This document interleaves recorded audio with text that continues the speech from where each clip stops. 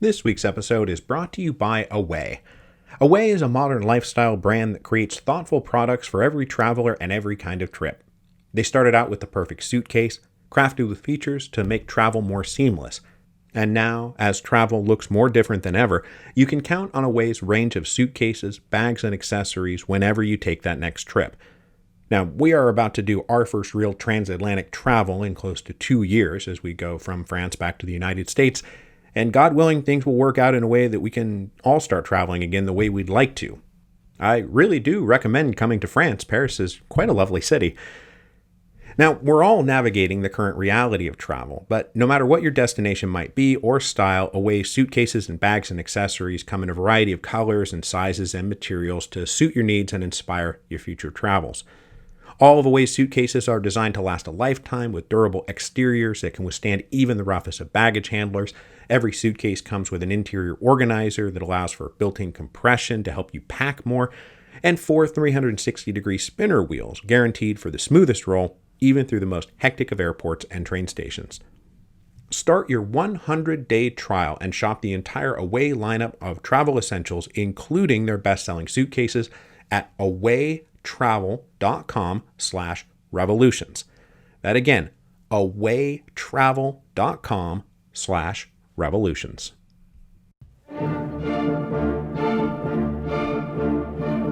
Hello, and welcome to Revolutions. Episode 10.50, The Holy Man. Last time, we talked about the Tsarevich, his hemophilia, and the effect it had on his parents and sisters. Because all through the tumults of the Revolution of 1905, its aftermath, and the reactionary turn that followed, the family labored under emotional stress that does not excuse or even fully explain their behavior, but does add a necessary dimension to the story. And I didn't mention this last week, but there is a kind of parallel to what happened with Louis XVI and Marie Antoinette in the late 1780s. They too went years without producing a male heir and endured the stress and toll of not having secured the dynasty. And then when a baby boy finally came along, he was constantly sick. In his case, not hemophilia, but tuberculosis. And then the beloved crown prince and heir to the throne entered his final illness and died in June 1789, like right in the middle of the crisis of the Estates General. Now, things like this don't explain everything, but they do matter. But the Tsarevich did not die. Despite many scary moments, he kept living. He kept surviving. And the need to explain this survival with some kind of cause and effect mechanism led particularly Alexandra further down the road towards mystic religiosity. Now, she was always devoutly religious, but after the birth of her son, she became more devout than ever.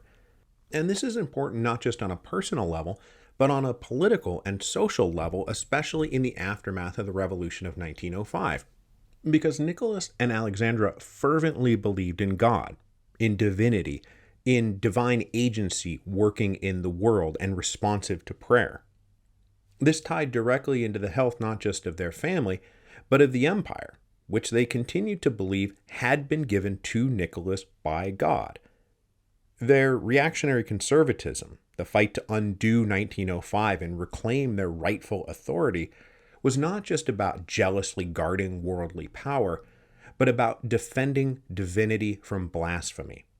Their calculations were not just political, but religious. They paid as much heed, and then maybe more than they should have, to religious and spiritual advisors as government ministers and political advisors. The deep interwoven connection between religion, politics, and family life all came to be embodied by one man in particular, who has become the archetype of the hypnotically manipulative spiritual advisor, Grigory Rasputin. Much has been made of Rasputin. Much has been said of Rasputin. He has been an infamous figure for more than a century, and it's a very tricky thing to disentangle truth from myth. From Rasputin, this guy who was born in Siberia and was later kicking around the imperial palace like a member of the family, saying and doing specific things, from the Rasputin who was a socially constructed idea, conjured from the imaginations of both admirers and detractors, because both friends and enemies were prone to exaggeration, heaping onto Rasputin anecdotes and stories and accusations, whether to praise him or damn him, to say he was a blessed miracle worker or a sinister and abusive charlatan. And this remains a challenge because stories picked up in the press or spread around society gossip was later treated as primary source material by future historians and biographers who passed along these quote-unquote first-hand accounts that were, in reality, just people jotting down rumors they heard in a salon, or stories deliberately manufactured to make Rasputin look either really good or really bad. So what I'm relying on here is a recent biography of Rasputin by Douglas Smith, which is a gargantuan biography that came out a few years ago, and which has done an admirable job of just starting from square one to take stock of what we know, what we don't know, what was true, and what was false. Because not everything you know about Rasputin is true. But also, not everything you know about Rasputin is false. So first things first, pretty much everything you may have heard about Rasputin before the age of 30 has no basis in actual concrete contemporaneous evidence.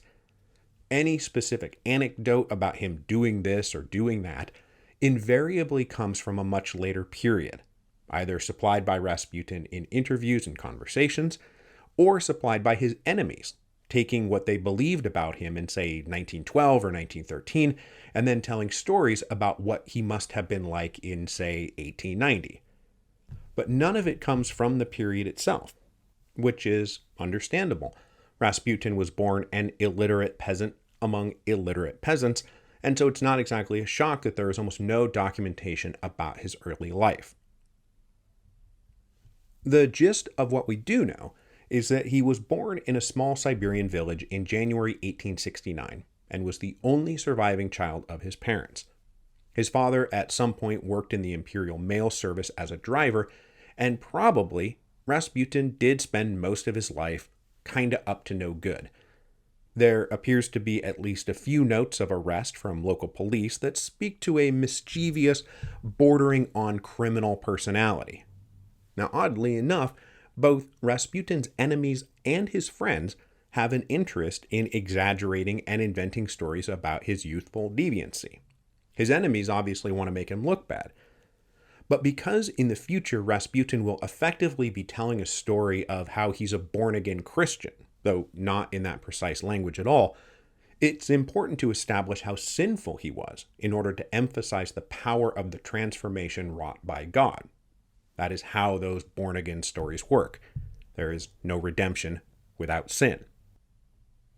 In 1897, Rasputin was 28 years old. He was married with a few children and still living in the household of his parents when he suddenly got it into his head to change his life completely.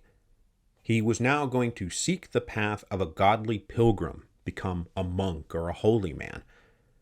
And apparently Rasputin just sort of announced one day that he was off to find God, and went off to find God. Now obviously something pushed him down that path, but it's hard to say what, whether it was some transcendent mystical experience or something more mundane, like looking down at his plow one day and was like, man, hard work sucks, I'm out of here. Now the decision to go off and find God was not unheard of, and wandering religious pilgrims were a well-known part of life in the Russian Empire. So Rasputin is not just being some lone weirdo here, he is joining a very active and well-populated milieu. He went first to a monastery where he probably learned to read and write, and then spent a few years on the pilgrimage circuit of Orthodox Christianity, probably making it as far as Mount Athos in Greece. And then he would periodically return home, hang out for a little bit before leaving to go on another pilgrimage. A while back in his home village, he developed a small circle of friends and acolytes who joined him for their own brand of Christian worship. Now, he was suspected at the time, and is still sometimes connected to this day, with a particular underground sect of heretics who were into sadomasochistic orgies as the true path to God. But it does not appear that investigations of Rasputin by the church or the state ever established a real link. In 1904, so like 7 years after he decided to become a man of God, Rasputin moved from the pilgrimage circuit to big city society. First, he went to the city of Kazan on the banks of the Volga, and there met and ingratiated himself with local church officials and an influential monastery. These guys sized him up, believed Rasputin to be a sincere man of God, and gave him their blessing to operate as a quasi-mystical holy man, healer, and seer. And this role, too, was an established part of Russian life. They were called starets, spiritual advisors, teachers, and soothsayers, dispensing advice based on their own mysterious connection to God. After spending a while in Kazan, Rasputin acquired a handful of letters of recommendation from influential people in the church and society and carried those to St. Petersburg. He came to the capital probably in the summer of 1905, which, let's be very clear, we're right smack dab in the middle of the revolution of 1905 here. But when he arrived, he met and impressed two gatekeepers into St. Petersburg society. The first was an influential theologian named Feofan. The other were the two so-called Black Princesses, the Montenegro-born wives of two of the Tsar's cousins, who were influential patrons and salon keepers in St. Petersburg. With friends and supporters now established in both the church and in society, the doors of St. Petersburg were opened to Rasputin. Now, it might seem strange that this rough, semi-literate peasant could so easily win his way into high society, but at this moment in history, Russian high society was very disconnected from the traditional hierarchy of the Orthodox Church, which was mostly meant for the peasants. Instead, they were super into spiritualism, mysticism, and the occult. This is just a part of a whole global trend in the late 19th and early 20th century. This is the heyday of theosophy and seances and paranormal belief. Rasputin fit right into the expected mold of an exotic mystical shaman from the wilderness who might possess second sight and clairvoyance and magical healing abilities. And his very uncouth peasant habits only added to a kind of repellent allure that he carried around with him. But Rasputin was singularly successful in this scene because of his undeniably magnetic personal charisma, which everyone talks about, friend and foe alike. And in particular, they talked about his eyes. That his eyes had this deep, penetrating, and unsettling intensity. That he would look right at you, fix his eyes on you, and you just sort of feel seen. This is not necessarily out-and-out hypnosis, but the intensity of Rasputin's penetrating gaze was universally remarked upon. And he paired this penetrating gaze with a habit of affecting an unashamed, egalitarian manner with whoever he happened to be talking to, no matter how great or small. And he would ask these incredibly direct and personal questions, right? How's your marriage? Are you happy? Do your children love you? Stuff like that. Stuff that was practically unheard of in high society and made people both uncomfortable and vulnerable. And this was the key to Rasputin's social success, and the key to his ability to manipulate people. Rasputin was a master of social manipulation, and as we'll talk about next week, he was well aware of the power he was able to wield over people, especially women, and he already knew how to get what he wanted, whatever that might be. So the reputation of this intense peasant holy man touched by God who could maybe see the future and maybe heal the sick just by touch and prayer spread throughout St. Petersburg society, and Rasputin became a not-to-be-missed curiosity. Eventually, word reached the imperial palace through multiple channels, but most especially the Black Princesses, who encouraged Nicholas and Alexandra to just get a load of this guy. And they did. On November the 1st, 1905, so again, we're talking just a few weeks after the Tsar signed the October Manifesto admitting defeat in the Revolution of 1905, Rasputin was invited to the imperial palace. Nicholas jotted down the meeting in his diary, this marking the first contact between Rasputin and the Romanovs. Rasputin made a favorable impression on the imperial couple, especially as he seemed to be the living embodiment of everything Nicholas and Alexandra wanted to believe about the empire. He was this simple peasant touched by God who loved and supported the Tsar. He was everything they wanted from the Russian people. He called them mother and father and told them, "Do not worry, all will be well." It was exactly what they wanted to hear, and as the months and years went on, they were happy to invite Rasputin around to tell them more of exactly what they wanted to hear. Now, because I am scheduled for surgery I am looking at the clock right now, in about 18 hours from now, we're going to leave it there and we'll pick it up next week as Rasputin becomes an increasingly regular presence at the imperial palace.